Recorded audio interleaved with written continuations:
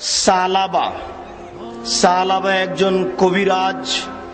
জেমাদ ইবনে সালাবা কবিরাজ পাগলামি ভালো করতে পারে। সৌদি আরবের মাটিতে এই কথা ছড়িয়ে গেছে যে মোহাম্মদ পাগল হয়ে গেছে। জেমাদ ইবনে সালাবা এসে বলছে যে তোমাদের মাঝে একটা লোক পাগল হয়েছে, সেই লোকটা কোথায়? আমি তার পাগলামি ভালো করার জন্য প্রস্তুত, আমি তার কবিরাজি করতে পারি। জনগণ বলল, ওই দেখো, ওই যে মোহাম্মদ। হ্যালো গাইস, আসসালামু আলাইকুম। আমি আপনাদের মাঝে আবারও একটা নতুন ভিডিও নিয়ে আসছি। তো ভিডিওটি খুবই গুরুত্বপূর্ণ এবং ইন্টারেস্টিং হতে চলেছে। তো ভিডিওটি আপনারা শেষ অবধি ধৈর্য ধরে দেখবেন। তো আজকের ভিডিওটি খুবই গুরুত্বপূর্ণ। আজকের ভিডিওটির মূল টপিক রসুলের যুগে সেই কবিরাজের আশ্চর্যজনক ঘটনা। আপনার আমার প্রিয় বক্তা ডক্টর আব্দুল রাজ্জাক বিন ইউসুফ, আপনারা সবাই চিনেন। আপনার আমার প্রিয় বক্তা আব্দুল রাজ্জাক বিন ইউসুফ এই বিষয়ের মধ্যে আপনাদের কাছে সংক্ষিপ্ত বর্ণনা আলোচনা করবেন সেই কবিরাজের নবীদের যুগে। তো চলুন দেরি না করে আমাদের নবীকে যারা বলেছিলেন ভণ্ড পাগল, যারা বলেছিলেন, তো এই বিষয় নিয়ে কবিরাজি আসছিলেন কবিরাজ করার জন্য আমাদের নবীর কাছে। তো এই বিষয় নিয়ে আলোচনা করবেন আপনার আমার প্রিয় বক্তা আব্দুল রাজ্জাক বিন ইউসুফ। চলুন দেরি না করে ভিডিওটি শুরু করছি। সালাবা একজন কবিরাজ। জেমাদ ইবনে সালাবা কবিরাজ পাগলামি ভালো করতে পারে। সৌদি আরবের মাটিতে এই কথা ছড়িয়ে গেছে যে মোহাম্মদ পাগল হয়ে গেছে। জেমাদ ইবনে সালাবা এসে বলছে যে তোমাদের মাঝে একটা লোক পাগল হয়েছে, সেই লোকটা কোথায়? আমি তার পাগলামি ভালো করার জন্য প্রস্তুত, আমি তার কবিরাজি করতে পারি। জনগণ বলল, ওই দেখো, ওই যে মোহাম্মদ, তার বিবেক নষ্ট হয়েছে। আল্লাহ হচ্ছেন 360 জন, ও বলছেন না আল্লাহ একজন, তবুও নাকি সপ্তম আকাশের উপরে রয়েছে। আরে ইহুদি খ্রিস্টান অন্তত 3 জন আল্লাহ মানে, এ বলছে যে 3 জনও নয়, মাত্র একজন। আমরা না হয় 360 জন মানি, তো ইহুদি খ্রিস্টানেরা 360 জন মানে না, অন্তত 3 জন মানে। এ 3 জন মানলেও তো একটা ভালো কথা হয়। এ বলছে যে 3 জনও নয়, মাত্র একজন সপ্তম আকাশের উপরে থাকে। তাই আল্লাহ তাআলা তাদের মন্তব্য নকল করে বলছেন, আজালাল আলিহাতা ইলাহান ওয়াহিদ ইন্না হাযা লা শাইউন উজাব। আরে এতগুলি মাবুদকে একজন করে দিল, এটা তো বিরাট আশ্চর্য। হায় হায়, এ কি বলে কি?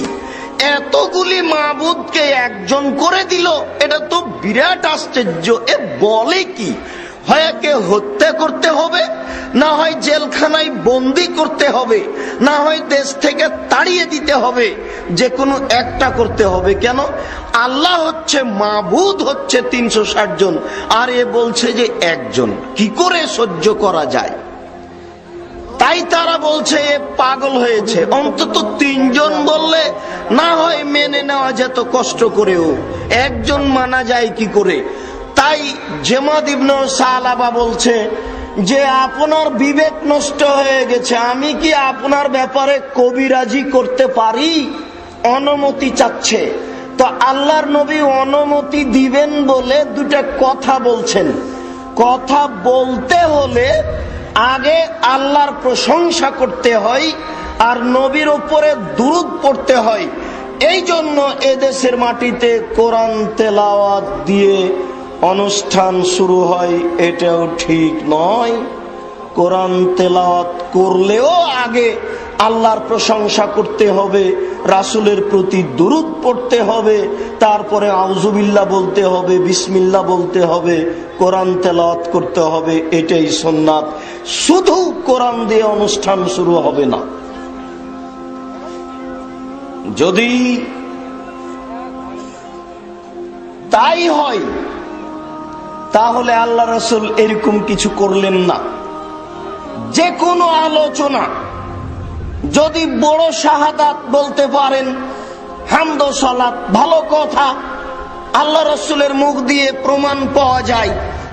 আর যদি বড় না বলতে পারেন, ছোট বলেন, সহিহ হাদিস দ্বারা প্রমাণ আছে।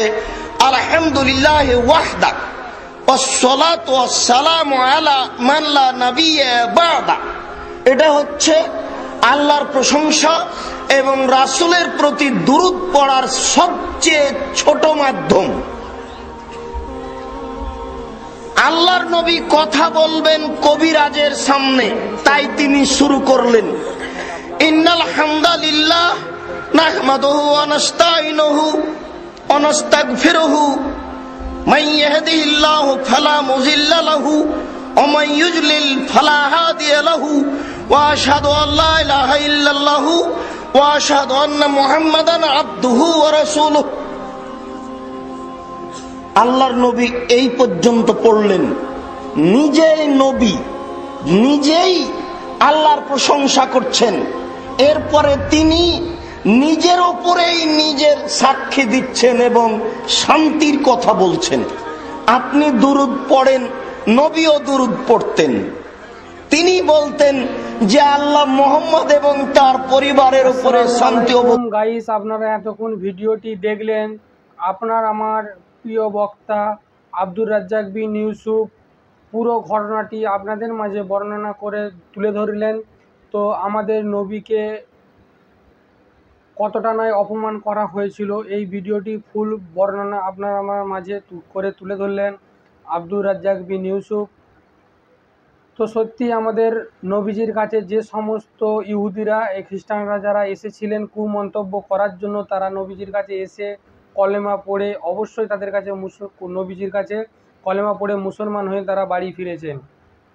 দেখুন, একটি কবিরাজ, এই ঘটনাটা ঠিক এই রকমই। দেখুন, কবিরাজ আসছিল আমাদের নবীর কাছে, নবীর মানসিক সমস্যা, পাগল বলেছিলেন, নবীজিকে ঠিক করতে আসছিলেন এই কবিরাজ।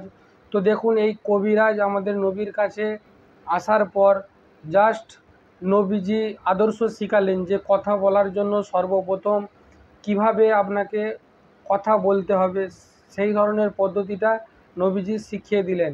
তো আজকের ভিডিওটি এই পর্যন্তই। আপনাদেরকে কেমন লাগলো ভিডিওটি অবশ্যই কমেন্ট করে জানাবেন। আবারও আসছি নতুন একটা ভিডিও নিয়ে। ততক্ষণ ভালো থাকবেন, সুস্থ থাকবেন।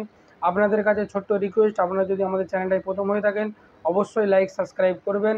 পরবর্তী ভিডিও আপনারা কোন কোন বিষয়ের উপর দেখতে চান অবশ্যই এই ভিডিওর নিচে আপনারা কমেন্ট করে জানিয়ে যাবেন। আমাদের নতুন ভিডিওগুলি পাওয়ার জন্য সবসময় পাশে থাকবেন।